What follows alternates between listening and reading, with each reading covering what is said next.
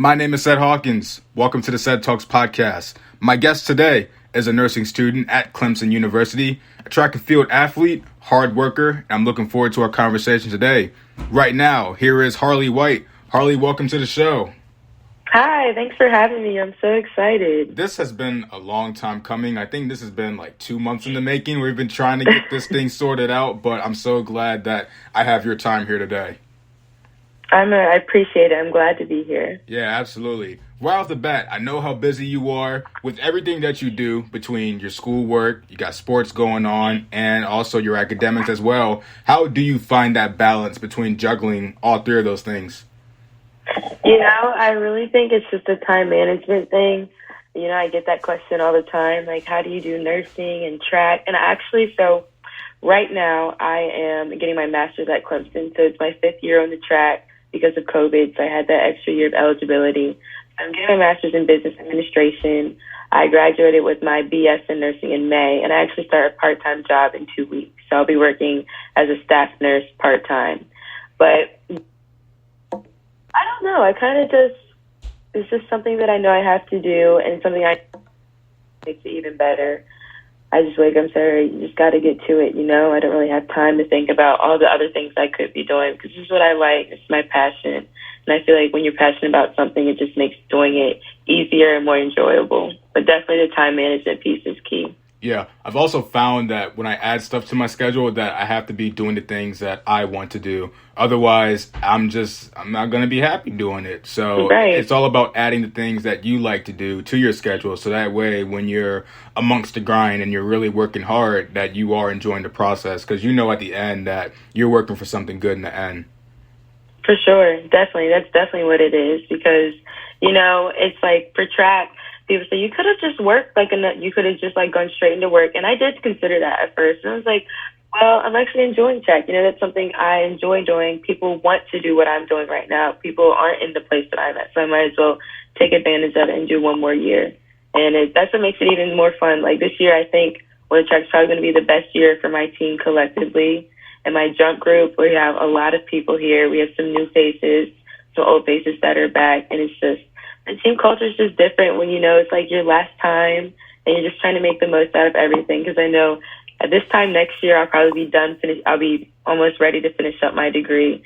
And it's like, okay, I only have 2 more years of college left, so I'm going to definitely make the most out of it. Right. Just a follow-up question to that. This is your 5th year now at Clemson. You're pretty much a seasoned veteran of the game now since you've been there for a while now. How do you find yourself in that role? Do you like it? Do you find yourself helping a lot of the younger talent out there who's just starting off at Clemson? I love it. It's so funny. I have a transfer from my friend who's from Cincinnati. We call him Grandpa. So I'm like the grandma of our group. But we have a lot of younger people in my group. There's some freshmen, and it's so funny. So when you recruit people in college, when they go on their visits, you have hosts and the recruit. So the girl that I was a host for, it's her junior year, which is so crazy because I was her host my sophomore year of college. So it's like I've watched her grow. Excuse me. I've seen her blossom, and I don't know, just being kind of that role model figure. I feel like I take that place for a lot of them, and I appreciate it because I just make sure that I know I have to be on my best game at all times while still having fun, of course. But I definitely see myself as a role model, and they come for me for a lot on and off the track, stuff about school, life in general, and I'm glad that I can be that person for them because our group was young when I first came in, so I really didn't have that figure for me. So I'm just making sure that I'm what I would have liked to have for them when I was their age. Right. You're passing it on and you're passing it forward, and that's all you can do. And the hope is that they do the same, and that's just a continued cycle for, years to come. Yeah, absolutely. Mm-hmm. Between your schedule and what you do, how do you find time for self-care? Like, how do you find time to do the things that you like to do personally in your downtime? So it's crazy that when I saw this question, I was looking over the questions. It's so great so Clemson they made a mandate this year that you can have 2 mental health days per semester. So I think that is awesome. I haven't taken any yet, but for my own personal doing, I only have class twice a week. So I have class on Tuesdays all day and then Wednesday evenings from 6 to 8:45. But on the other days, it's just days you wake up and you're like, okay, I'm not going to do anything today besides like go to practice because I have to go to practice. But, well, I want to go to practice, but, whatever. You're right. But I don't know. Some days you just know, like, when you need to do it. Like, I'm taking economics, and that's totally different from everything nursing that I've ever done in all of my undergrad. So when I get up from class Tuesdays, sometimes I'm just like, okay, yeah, today's definitely the day I need to take a bath and drink some wine if I need to. But I don't know. My body knows when I need it. In my mind, I know when I need to just not be on my phone and read. I know when I need to just not try to do anything, or like if my friends are going out, I have no problem saying no. Like if I don't feel like doing something, I'm not going to do it, and I'm going to sit and just be by my lonesome, which is fine, which is what we all need. But in the midst of my schedule, if there's something going on, but I know it can wait till the next day, even though I probably should get it done, I'll put it on hold if I need to take care of myself. Because at the end of the day, I'm always going to get it done. But if I just need at least like an hour, like sometimes I just have to go on a walk. And that's okay, even though I need to stop my homework and just take a break. It's just little things like that. When you know that you need a break, it's important to just take it. No matter what you have going, you have to put yourself first. And I don't think I really struggled with that. I struggled with that my freshman year just because I was on campus like every day going to class. But after I learned that I had to take care of me first, it hasn't been an issue since then. That's awesome. Like me personally, I've also been listening to my body and learning when it's time for me to take a break. Because right now I'm on a full-time schedule with school also. I do math, I do my EDU classes and everything. And sometimes it just gets to be overwhelming. And if I see something that's due in like 4 days, or if it's due in like 3 days, rather than pushing through my mental exhaustion, I just put it to the side and I go, I'm taking a break today. Sure. I'm playing Xbox. I'm going for a run. I'm just going to read a book outside in nature. Like I'm doing that, I'm putting myself first. So that way I do have that energy and I have that drive to, take care of what I got to do. Mm-hmm, for sure. And that's so important. I think a lot of people realize it, but they might not know how to take the break and like actually put it into action. But yeah, that's perfect. Yeah, because I always had the fear of stopping. Because like I always had a fear of like, I feel like if I stop, I'm just going to get content with where I'm at, and I'm just going to just stop completely. But I always realize when I do give myself that time and I give myself that rest, that drive to just keep going and to do those assignments and knock them out, it's just even better once I'm done resting. So that's just what I do. Oh yeah, for sure. Mm-hmm. And so shifting gears from that, I had an athlete on the show a few weeks back, and he was explaining to me, I guess, some of the struggles that athletes have when they have, issues with their mental health. Obviously, Simone Biles and what she went through during the Olympics this summer, that's one thing, you can pinpoint. As an athlete, how important is it to prioritize, your mental health? I think it's the most important thing when it comes to like being in shape or like eating healthy. Your mind, I feel like in all sports, it's like 90% mental and 10% is like talent and all the rest of the stuff. But like for me, my personal journey at Clemson, it hasn't always been so like uphill for me. Like my freshman year and my sophomore year, I struggled off the track. Like I was doing fine in school, but it took me like 3 years to find my drive to just be my old self on the track like I was in high school. And it took me a long time to figure out I just needed to have fun with it. Like I was putting way too much pressure on myself to try to perform to what my coach wanted me to perform as. And it wasn't even anything bad. Like I was just so caught up in, all right, if I don't jump this at this meet, like there's no way I'm going to do X, Y, Z in the future. And I was stuck on like I had to be eating this, I can't eat that, and I was like depriving myself of things that I love, and it just all went downhill really fast. But like I lost like 15 pounds after my freshman year because I thought I was too heavy to jump. And then I came back sophomore year, like I did a little better, but like not any better to where 15 pounds really made a difference. And that really messed with my head a lot. It's like, okay, I'm eating healthy, I lost the weight, I'm lighter, but like why am I not jumping far? So I saw like our mental health counselor here for the student athletes, and we kind of went through some things, and she kind of helped me get my mojo back. And that part that I talked, like I was saying, like really just having fun, I feel like that's where I started to become myself again. Like it was never really like, I stopped worrying about the short-term goals.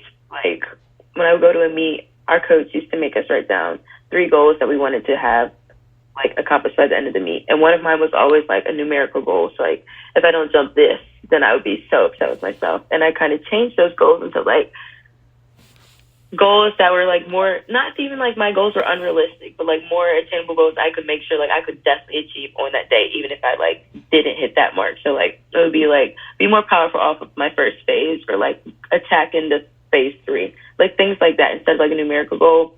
And after doing that, I don't know, things just got easier. I started having so much more fun. I was easier on myself about it, and I really changed my mindset to like, instead of being so hard on myself, like you need to just take, like people, like I said earlier, people want to be in the position I'm in, like at a D1 school, doing a sport. And once I like kind of realized that like I get to do this and that I have to do this, that kind of transitioned my thinking and like, this is fun. It's supposed to be fun. Like I'm here to compete. I'm here to have fun. And once I got back on that wave, like I literally blossomed. Like I was PRing meet after meet. I was having fun with it. I was smiling all the time. Like I would be like, yes, I get to go to practice today. I get to train. Like I get to get better today.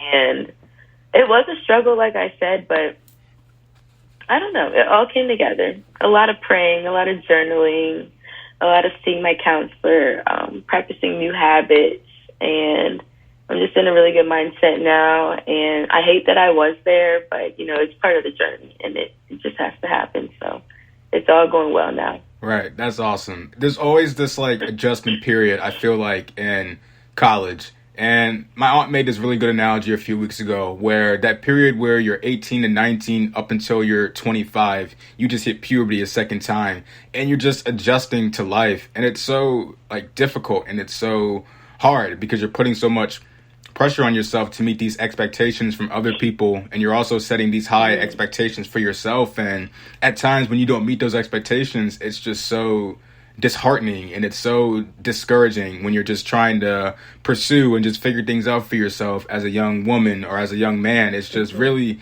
difficult. But, you know, it's like you said, through introspection, through journaling, setting goals for yourself, prayer, it's like all those things can help. You know, I feel like the past month of September, I feel like I've kind of grown spiritually in a lot of ways. It was never easy. It was really hard, you know, getting through the entire month. But hey, today's October 1st, and I got through it, you know what I mean? But it's not easy, you know, but I feel like if you are consistent with that formula of setting goals for yourself, writing down stuff in your journal, you know, talking to people, whether that's a counselor or friends and family, you know, I feel like you will get to that point that you want to get to, but it's all about time.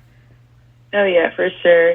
Definitely perseverance, you know, and it's always like, okay, like I know God is testing me, but like, why is this test 2.5 years long, right? Like, sometimes for some people, like, progress can happen in, like, leaps and bounds. And other people, it's kind of like baby steps. And I was definitely a baby step person, which is okay. And, like, in the time, I'm like, okay, like, your time's coming. And, like, you know how you get, like, that false hope sometimes?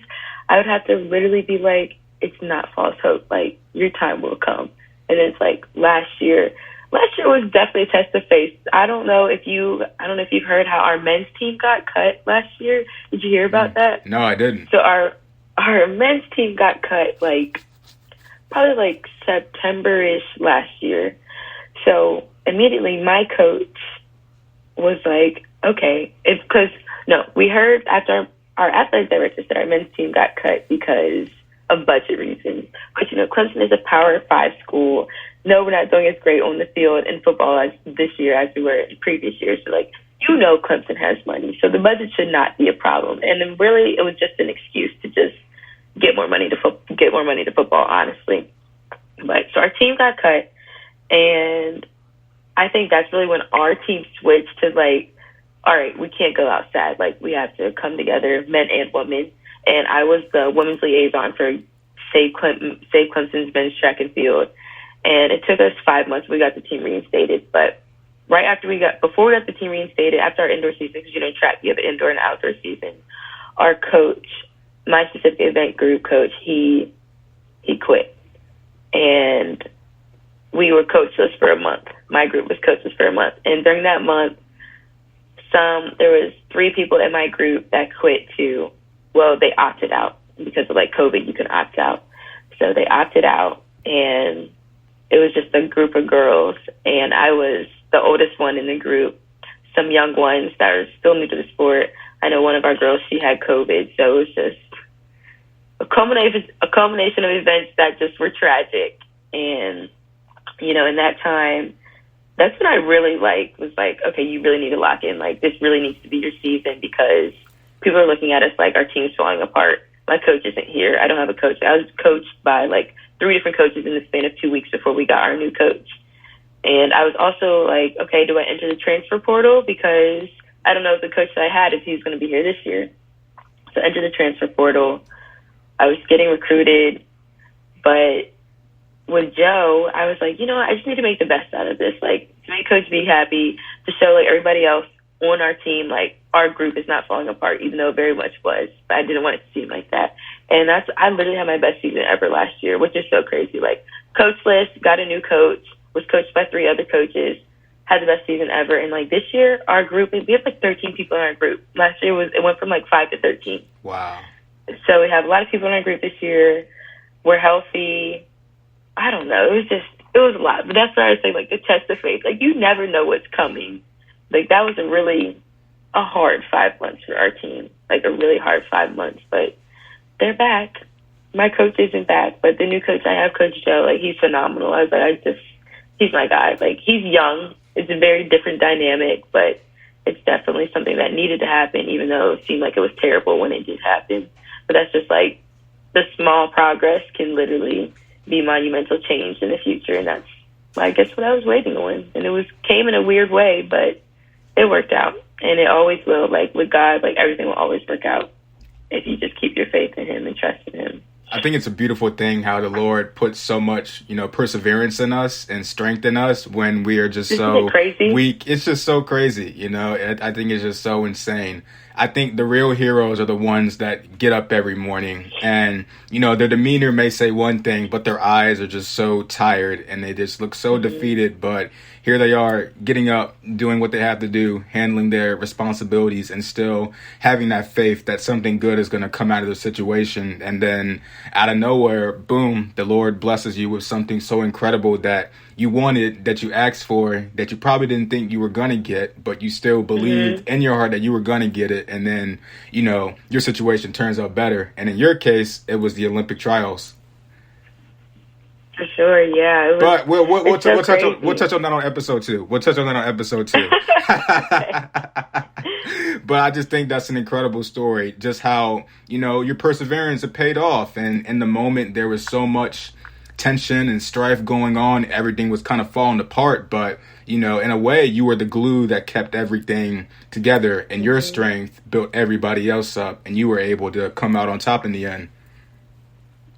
Oh, yeah, for sure. It definitely was. And it's so crazy. Like, I never really like to, like, brag about myself or anything. But I don't know. It's just, sometimes I'm like, I hear people, like, complaining about, like, their schedules as being a student athlete. And I'm just looking at them like, you have, like, nowhere near as many things to do that, like, I'm doing. And I try to, like, tell them that without saying that. Because I'm like, you know, you can do it. Like, we all have the same schedule. Like, you just have to make sure you're sticking to your schedule, like, let me be on your phone a little less, but, like, just small things like that. But like you said, like, the perseverance, that's really all it is. Like, you just have to wake up and say, I have this to do today, and I'm going to get it done. And then once you accomplish it, it can be, like, the smallest goal ever. But once you do something, my thing for me is in my agenda book, when I can check something off, I don't know why I feel so accomplished. Like, if I can check everything off that I need to do in the day, it's just the best feeling ever. But, like, little small things like that just remind me that I'm definitely a go-getter in everything that I do. Like, my internal drive is, like, through the roof, and I keep myself busy, as you know. That's why it's taken us a month and a half to get this show recorded. But I don't know. It's just, I like being busy. I like to be accomplished, and I like to challenge myself. So I think that's the fun thing about life. I don't really know. I think I just went on a tangent. I don't even remember if you asked me a question or not. No, I didn't. We were just having a conversation about that, honestly. I mean, I'm the same way. Like, I just set a goal I set goals every week of a list of things that I want to do. And one of those goals was each week is I want to finish this new book that I buy. And it's like each week I'm able to finish that book, and it's like on to the next. And literally I just finished a book that I bought, I want to say on Saturday. I just finished it today. Awesome. So I was like, yeah, I get to move on to the next book that I want to read. So it's just those things, like challenging yourself. Like I love challenging myself also. I feel like that really benefits my mental health when I'm setting goals and challenges for myself, and I'm just taking care of my responsibilities. For sure. And then you see that you're capable and like you can literally do anything when you set your mind to it. Like I feel like that's the best thing ever. I love that. That's great. Exactly. One of the self-realizations I've learned this month is the ability to be vulnerable and express my emotions, express how I feel. The ability to be vulnerable and transparent with your emotions and how you feel with certain people, you know, that are close to you. How do you feel like that's important for self-growth? It's so funny because I don't know if you know, but on my Instagram, I have like these Thursdays topics that I do. I try to do them like every 2 weeks, really just whenever I can. But I had a vulnerability talk, I think it was maybe 3 or 4 weeks ago. And I wanted to do the topic because I had to watch a TED Talk for one of my class called The Power of Vulnerability by Brene Brown. And literally, like, it's things that you think about, you know, but you never really, like, put into action. But being vulnerable, it's just being real with yourself, you know, like, and others. Like, you have to be vulnerable in order to really know yourself and, like, know your intuition, know what you want to do, who you're good for, what you're not good for, what you like, what you don't like. And I feel like that's so important because it just allows yourself to, like, see the real inner you. And I don't know, it's just a part of finding yourself. Like you can't, I mean, you most definitely can fake it till you make it, but that can't last forever. And it can be like in real life, in relationships, like intimate relationships or not, like relationships just with your friends and your family. But if you're not being your authentic self and like making sure that you understand what's going on in your head, what's going on in your body and how you're displaying those things, I feel like you're trapped. Like you're trapped mentally. And if you're not, I don't know, you just have to be real with yourself because if you're not being vulnerable, you're never going to reach that next phase of, it could be like your breakthrough. Like if you're not telling someone how you really feel, they're never going to know how you feel. And if you do tell them how you feel and they don't feel the same way, like it's okay. At least you were honest with yourself. And that means you just probably weren't for that person. Like if it was in a relationship, like that type of path. But even with yourself, like if you're lying to yourself to try to just stay complacent and content where you are in life, you're not going to really grow from that or benefit from that. So you might as well just be real with yourself, find that introspection, journal, figure out what you like and your dislikes, what you can tolerate and what you can't tolerate. I feel like that's so important when you're trying to grow, especially like in our age, like your aunt said, 18 to 25, so much comes our way, and like we have so many things going on in life around us. It's just be honest with yourself, and I feel like that can take you a long way. Right. I wrote this down in my journal when I was doing some thinking. I like sitting by the water, and I wrote this down because the Lord put it in my mind. But the greatest relationships you can ever have is the relationship with God and the relationship with yourself. I think it's important to always build your relationship with God, continue to work on that and build that foundation with Him. But you also have to build that foundation within yourself. You have to, love yourself and appreciate yourself. And people have been saying that for years. I've heard people say that to me for years, and I didn't really get it. I tried loving myself, but I was never vulnerable. I was never honest with my emotions and how I felt on the inside, Like you said, I was faking it till I made it. I posted all these inspirational quotes. I'd do these podcasts with all these people, and I'd be sprouting out these positive statements. And while all of that is good, I was never really doing the inner work for myself. And it wasn't until August that I started writing in the journals that my aunt would give me that I really started tapping into myself. I started tapping into my spiritual side, and everything that people have been saying to me, all of the self-improvement videos that I was listening to over the years, all of it made sense, and I just started applying it to myself. So now I use that journal as my foundation. Like that's just my foundation of how I want to build my life and live my life. And I learned that if my relationship with God isn't stable, then the relationship with myself isn't going to be stable. Oh, for sure. And if all of those things aren't stable, then all the relationships that I have with my family, with my friends, all of that isn't going to be stable either. So I feel like if people focus on those two things, the relationship with the Lord and focusing on the relationship with themselves, then everything else will fall into play.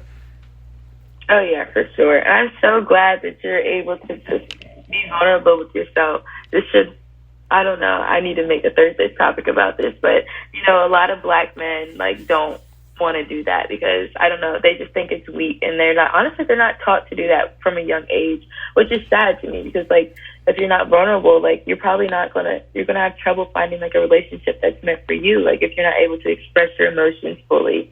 And when we come back to, like, being vulnerable with yourself, I read a lot of poetry. Like, I like to read poetry, but I don't know. Like, if you're just not, like, everybody says you have to love yourself first before you can love somebody else. And, like, where I do think that is true, but I think what needs to be said is the love that you have, that you can give to other people, you need to make sure you give that to yourself. Like, we give people so much grace and so much love. Like, when people do wrong by us, like, we forgive them, but, like, we need to forgive ourselves for the things, like, for heartache. If we go through heartache, we don't need to be, like, so upset. We need to give ourselves grace. Like, it's okay. Like, you're learning. We're still learning. Like, things are going to be fine. Like, I feel like we need to remember the love that we pour into others is what we need to pour into ourselves, which comes from that relationship from God, from finding yourself, from being vulnerable with your emotions, like, everything that you just talked about. So I feel like that's just something important that, especially Black men in our culture, just aren't, I guess, in tune with, because they aren't really taught it, but I don't know, I wish there was some way that we could change that. But, yeah. No, I agree. Like, I'm trying to change that for myself because I was always the type that would emotionally just shut down and I would just never really express myself. And now that I have been, you know, expressing myself for these past few months, it can be hard because there are times when people just don't really understand, you know, what you're trying to convey. Or you make a phone call and there's no answer. And it's just like, wow, you know, I'm putting myself out there. I'm trying to be, you know, vulnerable. And it just seems like I'm not getting that type of care that, you know, I feel like that I need at this moment. And it can be daunting and it can make me want to kind of shut down all over again. But it's just like, you know, I can't. I have to keep going with this progress and expressing myself because the more, you know, you get it out there, that weight that you feel on your shoulders or on your chest, it just gets lifted off of you.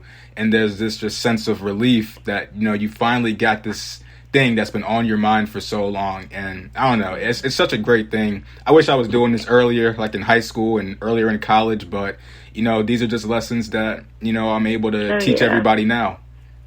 Mm-hmm. Yeah, I agree. And I'm the same way. Like, I always tell myself, like, I've grown so much, like, the past 5 years. Like, it's just so crazy, just, like, spiritually, intellectually, and honestly, like, I wish that, like, I knew a lot of the stuff about myself now that, like, in high school. But then again, I'm like, no, I needed to learn that, you know? Like, of course, I wish I could, like, handle things better, and, like, I was more in tune with my emotions back then, because I wasn't mean, but, like, I used to be cold-hearted, like, in high school. Like, I wasn't, like, mean. I was never mean, but I'm very more open-minded now than I was then. And I'm still learning, of course. I'm still growing. But, I don't know, it's just so crazy to see your progress within yourself. And it's just so fun because, like, wow, like, what are the next 5 years going to look like? Like, if I'm doing so well now, I can't wait to see how I just grow even more. And that's so exciting to me. Like, your self-growth journey is just, like, the best thing ever. And I love that you're coming up on yours. That's good to hear. I'm happy for you. Yeah, absolutely. I'm trying to look at my weaknesses as my strengths. You know, what I used to think as a weakness was expressing myself, you know, being forward with how I feel, and communication. I always viewed that as a weakness. Now I'm trying to view that as a strength because, as you said, not a lot of Black men out here are doing those things. So what I used to think as weakness, or what sometimes I still view as weakness, I'm trying to view that as a strength. Mm-hmm, for sure. I think that's important too. Like, our weaknesses, even though they make our weaknesses, they make us stronger. So I think that's a great idea, or advice, honestly, whoever's listening to this. Like, your weaknesses are your strengths because they're only going to make you stronger in the long run. Yeah. Gabrielle Union, she actually did a podcast, and that kind of helped me change my perspective, where she was kind of touching on her life experiences and everything that she went through. And she went to a therapist, and her therapist was just like, what if you took your weaknesses, everything that you viewed as a weakness, and you viewed that as a strength? Or what if, you looked at a world at a different sense, utilizing problem-solving skills, using all of those different tools? What if you viewed all of them as a superpower, as your super strength versus as a weakness? And of course, she blew that off. I don't know. I think that's just part of the Black culture.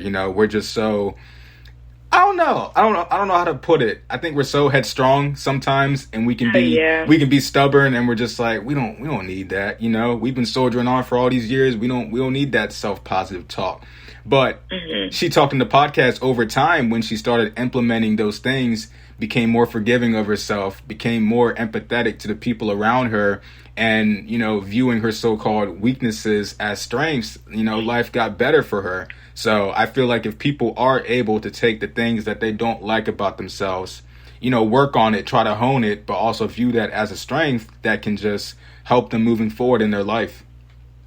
Oh, yeah, I think that's so important. Like, very well said. I really think we are very headstrong, we learn from a young age that, because we know we're the minorities wherever we are, and we just have to not be loud enough in the room to be seen, but we have to make sure that our presence is felt and that we are doing exactly what everybody else is doing, if not better. We always try to be the best, and if you're trying to be the best, you don't have time to be weak. You don't have time to mess up. I think that's where a lot of my perfectionist and myself comes from, because I've always been, in Calvert County, we're predominantly white now in school. It's I've always, from a young age, I've always been, I have to be one of the smartest ones in this classroom.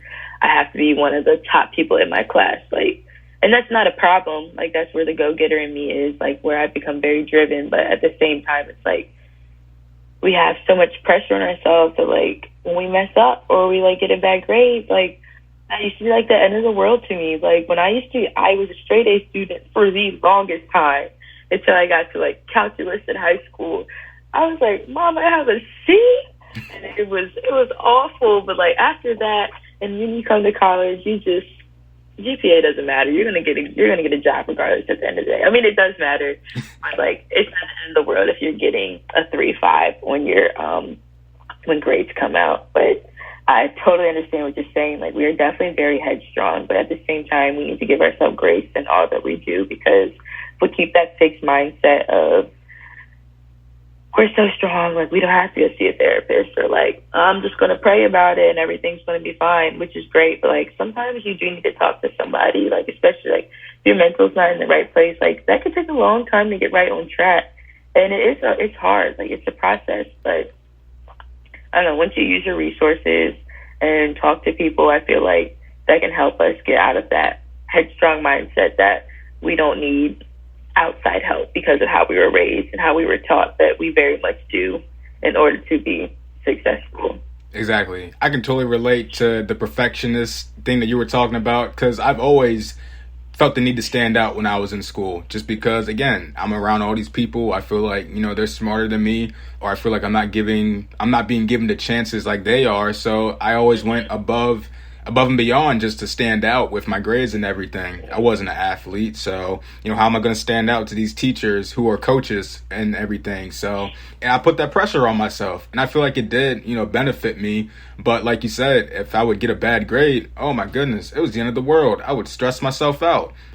This past spring semester, I got my first C in college, and it was in science, and I was just like, man, I really got a C. But afterwards, I was just like, okay, I passed the class. Right. It is what it is. You know what I mean? So it is what it is. So it's definitely a struggle trying to break that perfectionist mindset, because I have that drive. I am driven to achieve my goals, but the ability to let go of your perfectionist ideas and to begin embracing your imperfections, the things that you don't like about yourself, embracing those things and continuing to work on those things, I feel like that'll benefit you.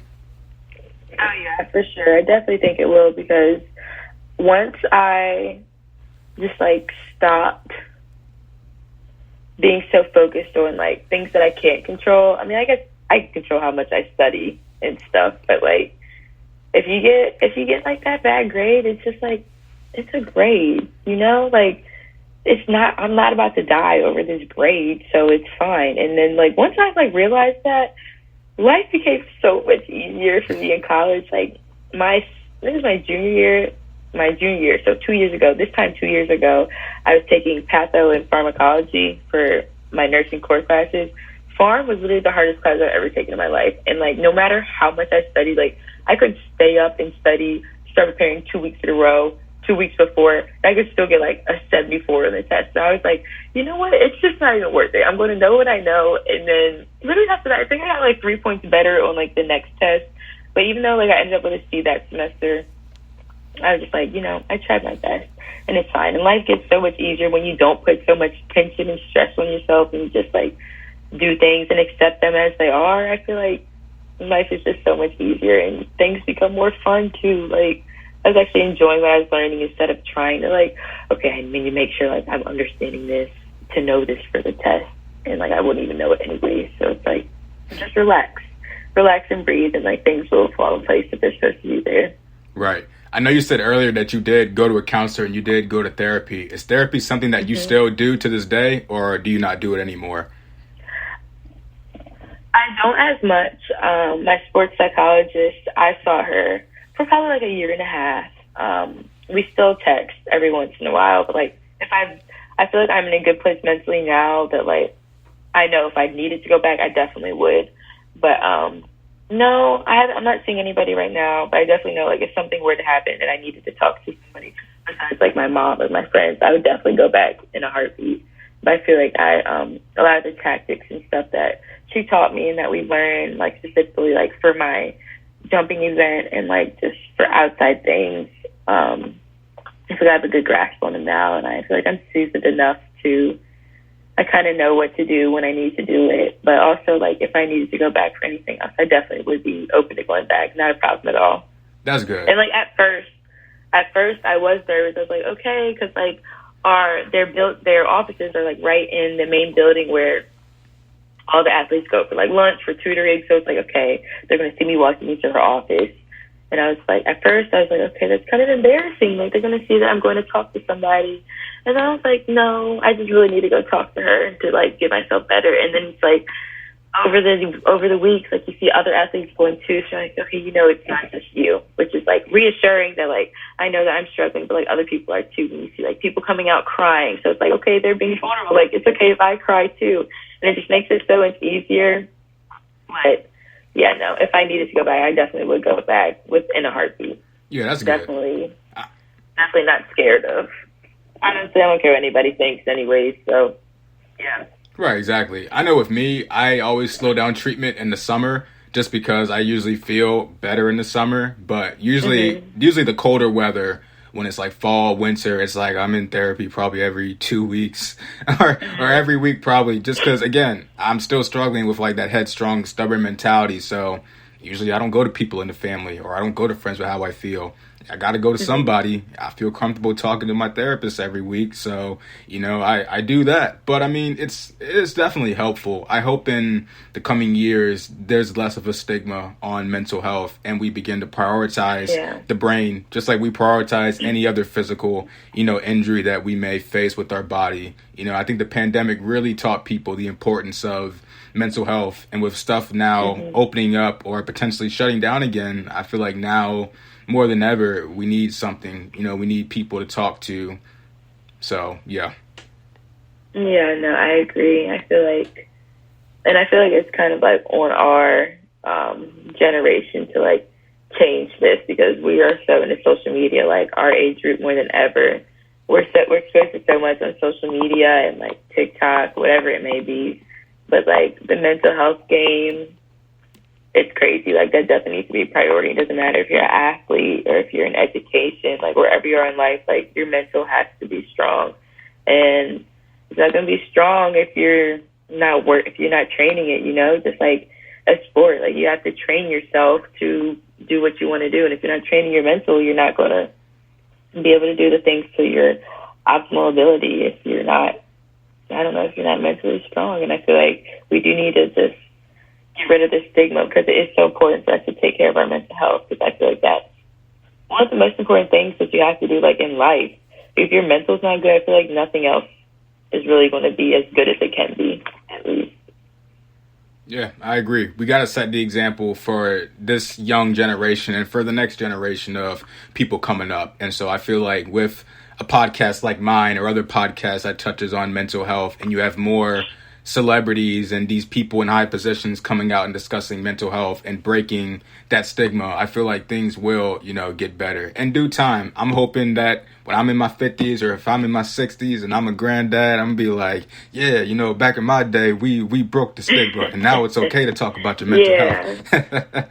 But shifting gears from that, last question before I go ahead and let you go is, I know you talked about how you've grown and evolved in the past 3 to 5 years. If you could give a piece of advice to that old Harleigh from a couple years back, what would you say to her? I think I would say to her, it sounds so cliche, but just trust the process and don't rush. Like, I used to have all these set goals for myself, like by 25, I want to have this done. By 30, I want to have this done, which in hindsight, I think is good because I have those like long-term goals for myself. But at the same time, I was so fixated on, if I'm not doing this by this age, the path is ruined. Like, if I'm not doing this by then, I'm just going to be like stuck. And I used to put a lot of pressure on myself about just little things, and it wasn't worth it. Like, if I just, that I really have that it is what it is mindset now, and that just makes things so much better. Like, if I'm putting my best foot forward and I'm trying to get what I need to get done, accomplished, if I meet that goal that day, I do. If I don't, I'll just try tomorrow, But really just don't rush. Like, what's supposed to happen will happen. And just trust the process, like, in life, too. Like, not even in just track. Like, in life, I just have to be patient in all that I do. And I feel like just giving myself grace over these past few years and just letting things flow. Like, I always tell people, like, okay, what do you have next? What are you doing next after you graduate? I'm like, I have some ideas of what I could be doing, but I'm just riding the wave of life. And I feel like that can be good for some people like me, like that's good for me, but for one other person that might not be good for them, which is okay. But I don't know, I'm just riding the wave, and whatever's supposed to come next will come next. If it doesn't, it won't, but I know I'll reach that point at some point in my life. But just really be patient and just trust what God has in store for me. Right. I would say give myself time. And that's something I'm constantly telling myself now, to just give myself time. But I feel like with everything in life, it's just about time. If it's the right time, it's the right time. If it's not the right time, then I just have to swallow my pride and set my ego aside and just talk to God and try to find that daily encouragement and just have the faith that things are just going to work out. I know saying it takes time is such a terrible saying, and I hate when people say it to me, because just like I'm tired of you saying that. But it's like, I know, in the grand scheme of things, everything in life just takes time, and I have learned that when I've given myself time, and I'm more prepared mentally, things go bright for me. I took about a 3-week break from doing a podcast. I had my dad's 1-year passing anniversary. Birthday was the following week, and I just had to give myself time. Now I'm slowly stepping back into that water of doing more podcast episodes, and I'm just looking to get back into it. And then when I need to take a break again, I'm taking a break again. But good, as you should. Yeah. That's good. But I'm just giving myself time, and that's all we can do. That's really all we can do. We can't rush things, can't force things that don't need to be here. So just let them come as they are, and so that's the best way to do it sometimes. Yep. Well, Harleigh, thank you so much again for your time. I know we're going to do one more episode together in the near future. Hopefully we can do it before you start your part-time job. But, once again, thank you for your time. Of course. Thank you so much for having me. I can't wait for next time. Yep. All right. Take care. All right. Sounds great. Yep. All right. This wraps up the podcast. Stay blessed and stay encouraged.